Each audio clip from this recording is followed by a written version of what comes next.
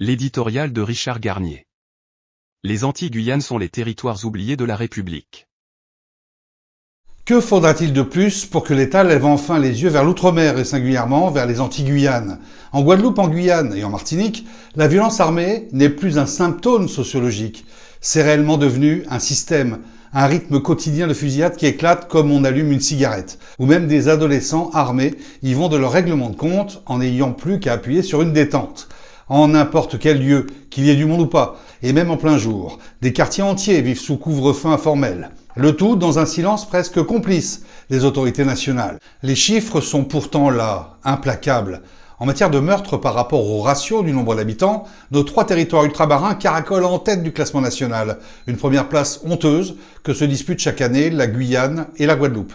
2 premières places qui visiblement ne sont pas assez bruyantes pour alerter le ministère de l'Intérieur et son pendant, le ministère des Outre-mer. Quand Marseille éternue, Place Beauvau sort les sirènes. Quand Pointe-à-Pitre ou Cayenne étouffe sous les balles, là où le coutelas jadis parlait, c'est silence radio.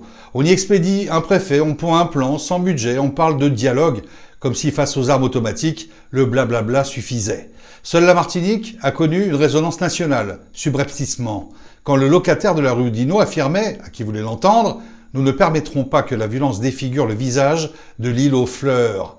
À l'époque, la Martinique connaissait son 17e meurtre, à l'heure où son île-sœur, la Guadeloupe, était tacitement exemptée de ce funeste constat ministériel de manière partiale, alors qu'il s'en était produit près du double, 29 morts.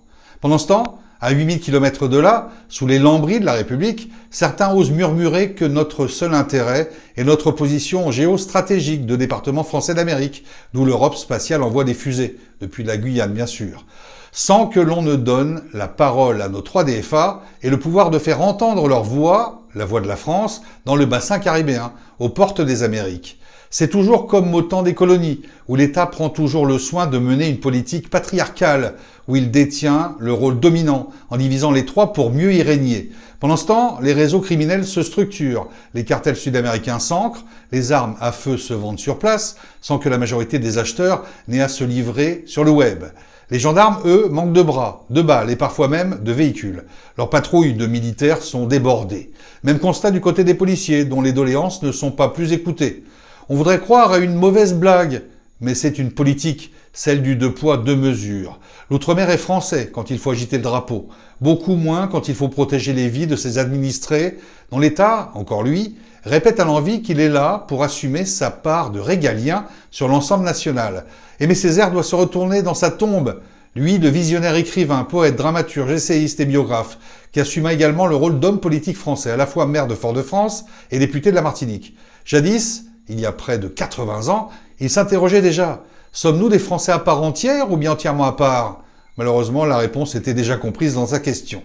Car l'État, toujours lui, regarde ailleurs. Il préfère traiter la violence en Outre-mer comme un bruit de fond, un problème folklorique au milieu des baleines et des sargasses qui souillent l'île aux belles eaux, et plus généralement les étendues sablées des Antilles, tout en prenant bien soin de ne pas évoquer vraiment les responsabilités des ravages durables du chlordécone dans les 2 îles.